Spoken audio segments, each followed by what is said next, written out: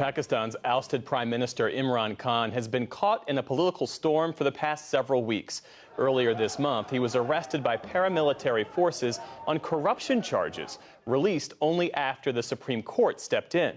His arrest triggered widespread protests across that country, followed by thousands of arrests and a massive crackdown on his political party known as PTI. When Khan was elected in 2018, he had the support of Pakistan's military.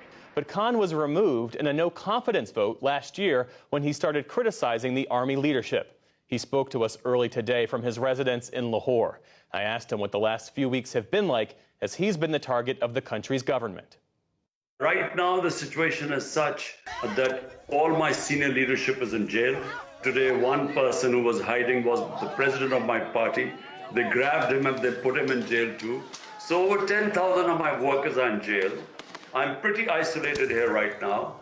My security, remember, the Interior Ministry has said that my life is in danger, extreme danger. And yet they picked up my head of security and he's disappeared for the last 3 days.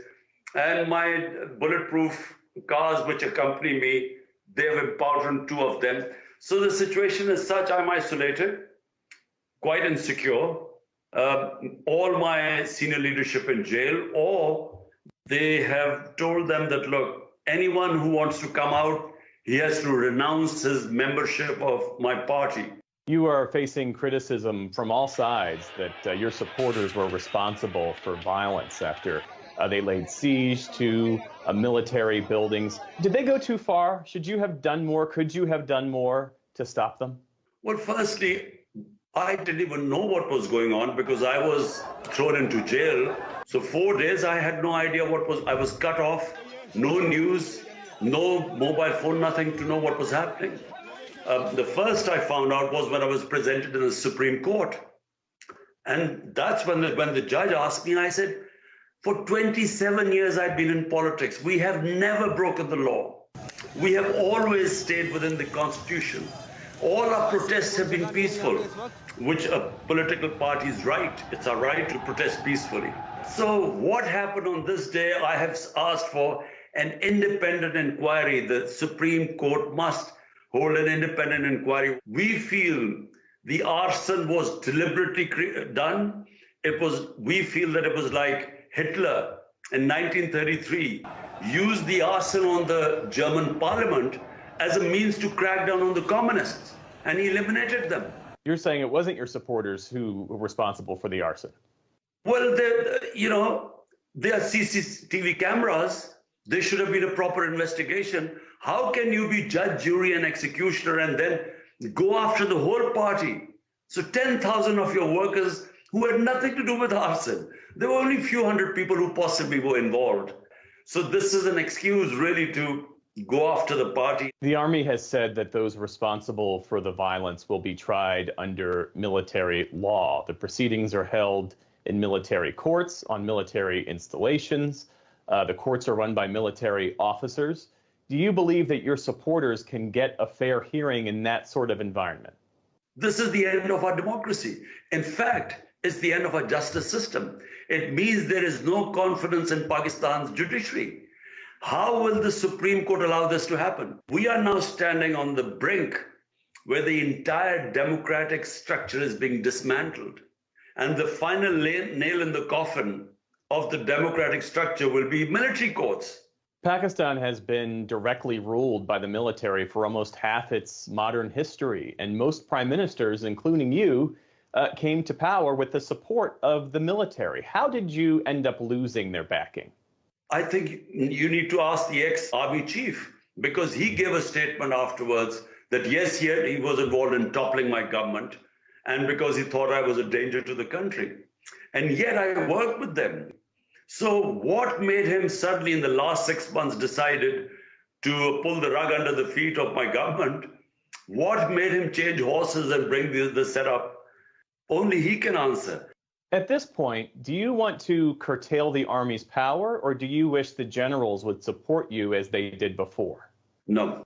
The problem is the hybrid system, where the prime minister is supposed to have the responsibility as an elected prime minister. But the power is basically lying with the establishment, military establishment. This hybrid system has failed. In my opinion, there needs to be a new equilibrium. The elected prime minister who has the responsibility must have the authority in any management system. So in order for Pakistan to get out of this economic mess, Pakistan's need rule of law. Rule of law will ensure proper governance. Are you confident that the next election will happen by October as scheduled? Absolutely not. I'm not confident, because what is happening now is that the establishment, along with this current government, they are trying to crush the party. They are trying to ensure that PTI, my party, will not win. And so there are 150 cases slapped on me. And what they are hoping is that either I'll be in jail by then, and most of my leadership, they will try and turn, like they're saying, like some of our senior leaders who were in jail came out and said that, look, we are no longer part of the party, because that was the condition they could come out of jail and all charges be dropped. So either the party will be so weak that it will not be able to win the elections. The only way elections will be if PTI cannot come into power. And that's why, if by October it's not the case, they feel that PTI will still win, I don't think there will be elections. What role should the U.S. take in this situation, if at all? In the past, you've criticized the U.S. for interfering in your country's affairs. Countries have to solve their problems from within. But all I want the U.S. to say is what their professed values are all over the world, where they say we stand with democracy, rule of law, constitutionalism, fundamental rights, against custodial torture. That's all we want them to say. You know, when they speak about China or Russia or Hong Kong, they talk about all these things. Well, here is a classic example that the democracy is being rolled back and all these things are happening. So I think that's where they should be consistent. Do you see a peaceful or negotiated way out of this situation? Possible. I think we have reached an impasse, because despite doing everything, the party's popularity has just grown. I mean, the latest report is it's 70% rating in Pakistan. It's unheard of in our history. So will they keep on this course of trying to crush a popular political party? Or will they sit down and work out on some sort of a settlement? I think at some point sense will prevail. I'm an optimistic, and I think then we would come to some sort of an understanding. Imran Khan is the former Prime Minister of Pakistan. Thank you so much for your time. My pleasure.